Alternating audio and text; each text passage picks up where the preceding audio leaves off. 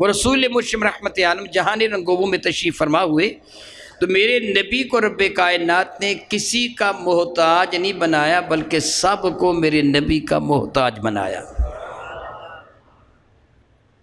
سیدہ آمنہ خاتون سلام اللہ تعالی علیہا آپ ارشاد فرماتی ہیں کہ جب رسول رحمت صلی اللہ علیہ وسلم میرے شکم انور میں تشریف لائے تو مجھے کسی طرح کی کوئی بھی پریشانی لاحق نہیں ہوئی، حتیٰ کہ میرے کریم آقا کی ولادت باسعادت کے وقت کے آنے تک سیدہ آمنہ خاتون فرماتی مجھے ذرا برابر بھی احساس نہیں تھا، ذرا بھی تکلیف نہیں تھی۔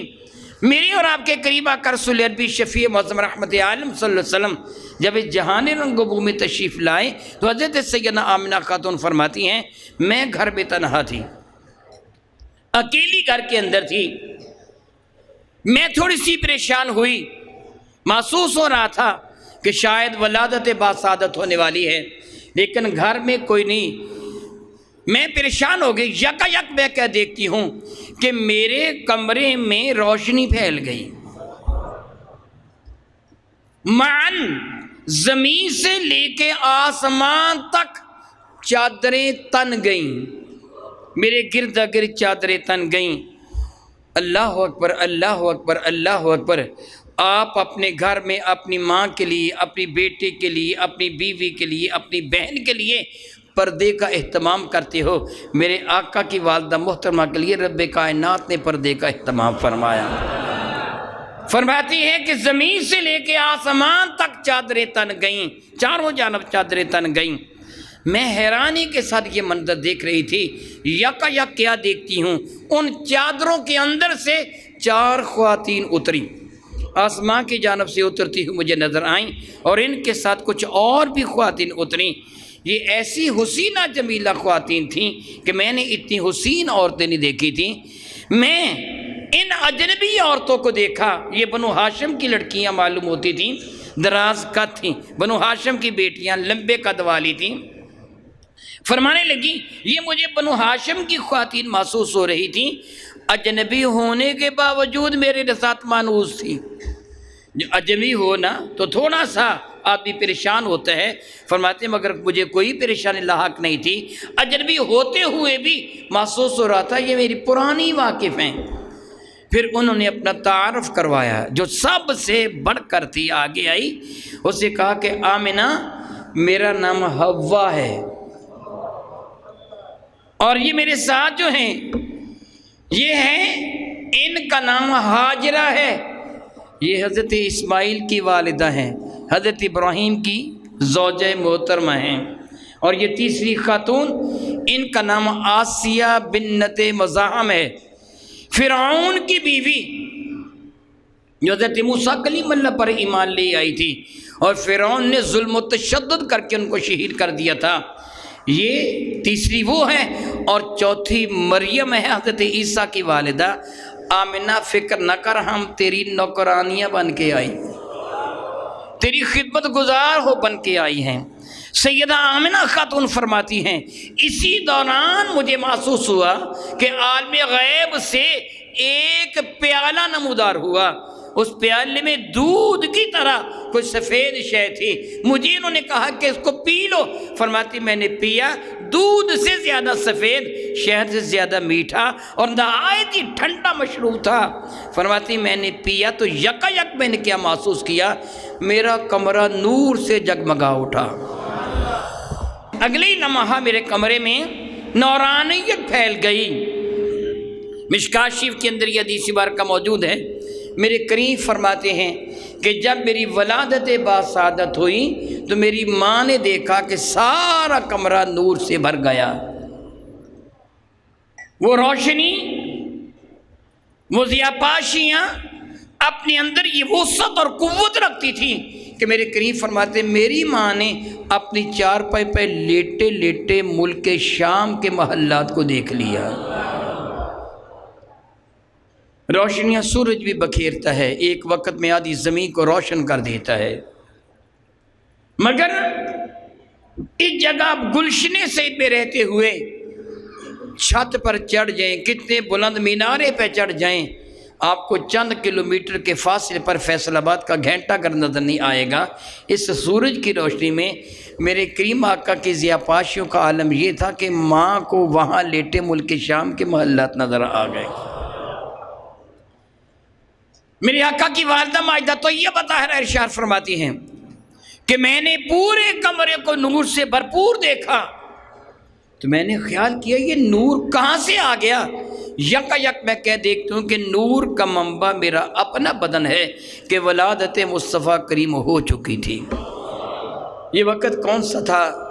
یوں کہیے وہ سحری کا وقت، جب رات جا رہی تھی اور دن آ رہا تھا۔ ظلمت قضائے عالم میں رات کے ساتھ ساتھ سارے اندھیرے دور ہو رہے تھے۔ اس سورج کے ساتھ ساتھ رب کائنات جل وعلا جس کو سراج منیرہ قرار دیا وہ تشریف لا رہے تھے، اور پوری کائنات میں خوشیاں ہو رہی تھیں۔ حضرت سیدنا عبد المطلب میرے کریم آقا کے جد محترم وہ حرم کعبہ کا طواف کرنے میں مشغول و مصروف تھے۔ اس گھڑی یک آپ کیا دیکھتے ہیں کہ حرم کعبہ مقام ابراہیم کی جانب جھکا۔ اگر آپ وہاں حیت قضائی دیکھیں گے کہ مقام ابراہیم کدھر ہے، تو حرم کعبہ جو مقام ابراہیم کی جانب جھکا دراصل سیدھا میرے نبی کے کاشان مقدس کی جانب جھکا تھا۔ اس نے سجدہ کیا۔ سادہ سے لفظوں میں یوں سمجھیے، حضرت آدم کو فرشتوں نے سجدہ کیا، میرے نبی کو حرم کعبہ نے سجدہ کیا۔ پھر حرم کعبہ دوبارہ اپنی دیواروں پہ کھڑا ہو گیا۔ میرے کریم آقا تاجدار عرب و عجم شفیع معظم آپ کے جد محترم تھوڑے سے پریشان ہوئے۔ یہ کیا ہے کہ ایک سنگلاخ پتھروں کا بنا ہوا، یہ سنگلاخ عمارت، یہ کمرہ، یہ جھکا جو کہ پھر کھڑا ہو گیا، اس پہ لچک کیسے پیدا ہو گئی؟ پریشان ہو گئے۔ میں نے ایک روایت میں پڑھا کہ جب آپ وہاں سے اپنے کاشان مقدس کی جانب چلے، صفا مروہ کے درمیان سے گزر رہے تھے، تو آپ نے دیکھا صفا اور مروہ جھوم رہی ہیں۔ کبھی صفا پست ہو رہی، مروہ اوپر، کبھی مروہ نیچے ہو رہی ہے، صفا اوپر۔ آپ حیران ہو کے کہنے لگے یہ کیا ہو رہا ہے؟ ہاتف غیبی نے پکار کے کہا عبد المطلب حیران کیوں ہو رہے ہو؟ رب کے محبوب تشریف لے آئے ہیں، پوری کائنات جھوم رہی ہے خوشی کے ساتھ۔ حضرت عبد المطلب اپنے گھر میں آئے، سیدہ آمنہ خاتون اپنے کاشان مقدس میں موجود تھیں۔ حضرت عبد المطلب نے اپنے پوتے کو اٹھایا، سونگا، پورا گھر خوشبوؤں سے مہک رہا تھا، معطر و معمبر تھا۔ عام طور پر کیا ہوتا ہے، جہاں بچہ پیدا ہوتا ہے مخصوص قسم کی بدبو پھیل جاتی ہے جو کہ اس کے ساتھ نجاست خارج ہوتی ہے، اس لیے نجاست کی بدبو پھیل جاتی ہے۔ وہ پانی جو اس کے ساتھ خارج ہوتا ہے اس کی مخصوص قسم کی بو سمیت پھیل جاتی ہے، مگر میرے نبی تشریف لائے تو خوشبو ہی خوشبو پھیلی گئی۔ رب کائنات کی شارب نیازی سیدہ شفاء رضی اللہ تعالیٰ فرماتی ہیں میں وہاں موجود تھی ولادت مصطفیٰ کریم کے وقت، صبح ہی سحری کے وقت میں آمنہ خاتون کی خدمت کے لیے ان کے ہاں حاضر ہوئی تھی۔ میں نے کیا دیکھا کہ آسمان کے ستارے آسمان سے اتر کر آمنہ کے آنگن میں آ گئے ہیں۔ سارے کا سارا آنگن صحن بھر گیا ستاروں سے۔ میں بڑی حیران ہوئی، میرے لیے بات باعث تعجب تھی۔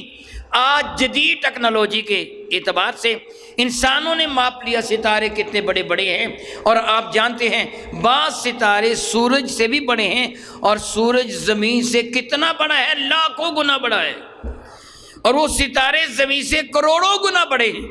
تو آمنہ کے آنگن میں کیسے آ گئے؟ دراصل حضرت آمنہ کے آنگن میں نور و نگہت لے کر اللہ کے فرشتے اترے تھے۔ سیدہ آمنہ کے آنگن میں حضرت شفاء نے جا بجا نور کو دیکھا تو خیال کیا یہ ستارے اتر آئے ہیں۔ میرے کریم آقا رسول عربی شفیع معظم رحمت عالم کے لیے سیدہ شفاء فرماتی ہیں میں نے حضور کو اپنے ہاتھوں میں لیا، خوشبو بدن انور سے آ رہی تھی۔ میں نے غور سے دیکھا تو آنکھوں میں سرما لگا ہوا تھا، اور ناف کاٹنے کی ضرورت نہیں تھی کہ ناف کٹی ہوئی تھی۔ یاد رکھیے یہ ناف انسان کے بدن کے بالکل درمیان میں ہوتی ہے۔ ایک نارمل جو انسان ہوتے ہیں نا اس کے بدن کے درمیان میں ہوتی ہے، سر سے لے کے ناف تک ماپیں، ناف سے لے کے پاؤں تک ماپیں، پورا پورا بدن ہوگا، دائیں بائیں ماپیں، درمیان میں ناف ہوتی ہے۔ اس ناف کے ذریعے سے ماں کا خون بچے کی خوراک بنتا ہے اور اسی کے ذریعے سے بچے کو آکسیجن ملتی ہے۔ بچہ اپنی پرورش میں، اپنی ماں کے پیٹ میں، اپنے گروتھ میں، یوٹرس کے اندر اپنی ماں کا محتاج ہوتا ہے۔ رب کائنات نے میرے نبی کو ماں کا محتاج نہیں رہنے دیا، براہ راست پرورش فرمائی ہے، اس لیے وہ ناف کٹنے کی ضرورت ہی نہیں ہے کہ ناف کا تعلق وہاں تھا ہی نہیں۔ پھر میرے کریم آقا تاجر عرب و عجم شفیع معظم رحمت کون و مکان کے جس میں انور سے بھینی بھینی خوشبو آ رہی تھی، مدارج نبوہ میں ہے۔ سیدہ شفا فرماتی ہیں کہ جب رسول رحمت کی ولادت باسعادت ہوئی تو حضور سجدہ میں چلے گئے اور آپ کچھ کہہ رہے تھے، بعض روایت میں ہے کہ رب ہب لی امتی کہہ رہے تھے۔ حضرت شفا فرماتی یہ سارے کے سارے مناظر میرے ذہن میں تھے، جب رسول رحمت نے اعلان نبوت فرمایا میں فوراً ایمان لے آئی، کیونکہ وہ مناظر مجھے یاد تھے۔ حضرت سیدنا عبد المطلب گھر آئے، آپ نے اپنے بیٹے کو اٹھایا، پوتے کو اٹھایا، سیدہ آمنہ خاتون سے پوچھا بیٹی تم نے اس کا نام کیا رکھا؟ تو عرض کرنے لگی ابا جان آپ کے سوا کون نام رکھے گا؟ فرمانے لگے کہ پھر میں اس کا نام محمد تجویز کرتا ہوں۔ میں قبل عزیز موضوع پہ گفتگو کر چکا ہوں کہ یہ نام دادا محترم نے نہیں رکھا بلکہ اللہ تعالیٰ نے پہلے سے رکھا ہوا ہے، جب سے میرے کریم آقا کی تخلیق ہوئی۔